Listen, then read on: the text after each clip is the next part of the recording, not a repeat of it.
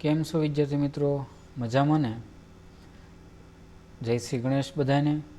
आज आपणे धोरण 8 बीजा सेमेस्टर में आवतुं तीजू काव्य एटले के मत बाटो इंसान को, जो विनय महाराज ने लखेलू है, तो ए काव्यना स्वाध्यायना अभ्यास अने स्वाध्याय एना प्रश्नों की चर्चा आपणे विडियो में करवा जई रह्या छीए। हूँ गोड़िया प्रवीण भाई तमारुं बधाईनुं हार्दिक स्वागत करूँ छूं। तो मित्रों, चेनल में नवा छो तो चेनल ने सब्सक्राइब करो अने आवा ज विडियो जोवा माटे मारी साथे जोड़ायेला रहो। मत बाटो इंसान को एना सौथी पहला अभ्यासना प्रश्नों आपणे जोईए।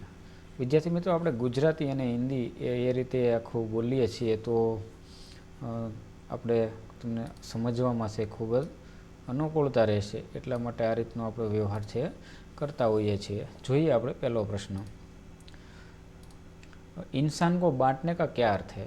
तो इसका उत्तर है, इंसान को बांटने का अर्थ है सभी मनुष्य को समान दृष्टि से न देखना।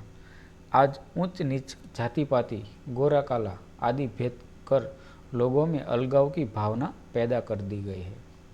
सभी मनुष्य में रक्त में एक जैसी लालिमा तथा उनमें एक जैसी भावनाओं की अनदेखी कर केवल उन्हें बाहरी स्वरूप पर ध्यान दिया गया है।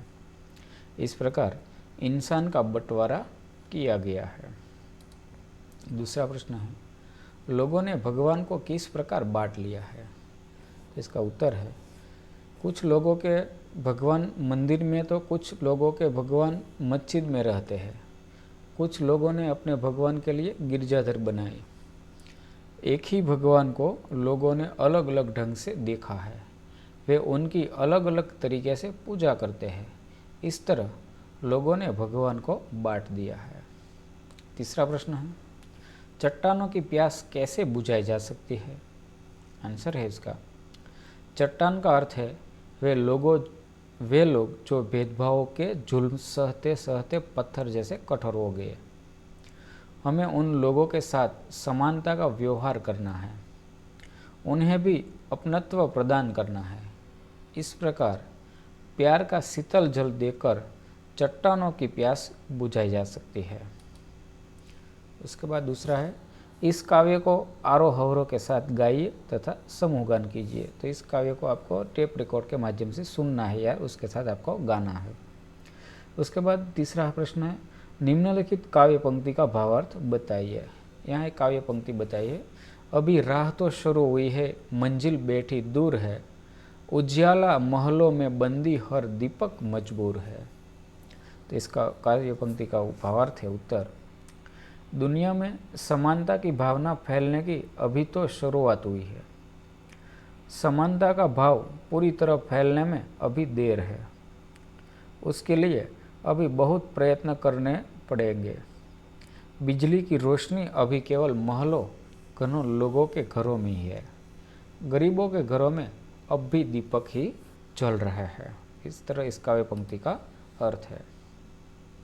उसके बाद क्या है, प्रश्नों के उत्तर लिखिए। इसमें पहला प्रश्न है, कविता के अनुसार अब तक किन चीज़ों का बंटवारा हो चुका है? इसका उत्तर है, कविता के अनुसार अब तक मंदिर, मस्जिद और गिरजाघर आदि के रूप में भगवान का बंटवारा हो चुका है। इसी तरह भिन्न भिन्न देशों के रूप में धरती और सागर भी बांट लिए गए हैं। दूसरा, किसकी मुस्कान को कोई रौंद नहीं पाएंगे? इसका आंसर है, सर्वत्र समानता का भाव फैलने पर लोगों में परस्पर अपनत्व की खुशी होगी। तब कोई किसी पर जुल्म कर उसकी मुस्कान को रौंद नहीं पाएगा, अर्थात नष्ट नहीं कर सकेगा। तीसरा प्रश्न, हरी भरी धरती को कौन सी परिस्थितियां रेगिस्तान में बदल सकती है? इसका उत्तर है, वर्षा के लगातार अभाव और भूकंप के तेज झटके धरती की हरियाली नष्ट कर सकते हैं। प्रकृति के ये रौद्र रूप हरी भरी धरती को रेगिस्तान में बदल सकते हैं। चौथा प्रश्न है, उजाले को बंदी बनाने का क्या अर्थ है? इसका आंसर है, उजाले को बंदी बनाने का अर्थ है उसे अपने अधिकार में रखना। इसीलिए बिजली की रोशनी अभी धनवानों के घरों में ही दिखाई देती है, गरीबों की झोपड़ी में नहीं। 5वां प्रश्न, यह कविता हमें क्या संदेश देती है? इसका उत्तर है, यह कविता विश्व के लोगों को सभी तरह के भेदभाव भूलकर मेल मिलाप से रहने की सीख देती है। इस प्रकार यह हमें विश्व बंधुत्व का भी संदेश देती है।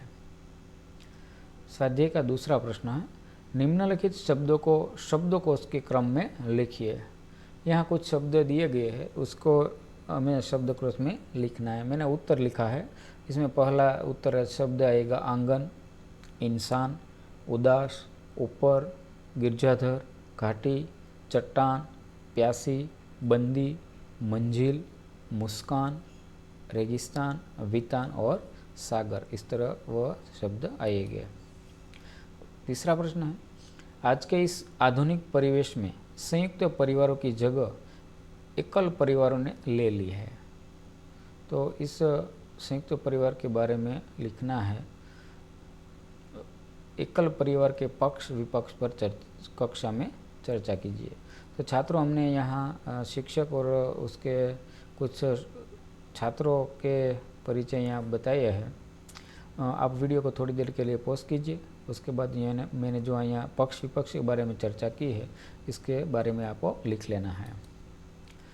यहाँ भी दूसरे में भी इस तरह राज्य, शिक्षक और सभी बोलते हैं और एक अच्छी तरह से समझाने का प्रयत्न किया है। और अंत में है, अपूर्ण काव्य को पूर्ण कीजिए। इसमें एक अपूर्ण काव्य बताया है कि रात होने पर मैं निकलता सबको देता हूँ शीतलता। तो इसका उत्तर है, रात होने पर मैं निकलता सबको देता हूँ शीतलता, मुझे देख सबके दिल बहलते, बच्चे मुझे पाने को मचलते, सब कहते हैं मुझको मामा, हर बालक है मेरा भांजा, यो तो मैं तारों का राजा। इस तरह इस काव्य का हमने पूर्ण किया। तो इस तरह हमने इस मत बांटो इंसान, इस काव्य का अच्छी तरह से उसके अभ्यास और स्वाध्याय का प्रश्न के बारे में देखा। आपको इस वीडियो अच्छा लगा होगा। जो आपको अच्छा लगे तो चैनल को लाइक, शेयर और सब्सक्राइब कीजिए। फिर से आप सभी को मेरी ओर से सभी को जय श्री गणेश।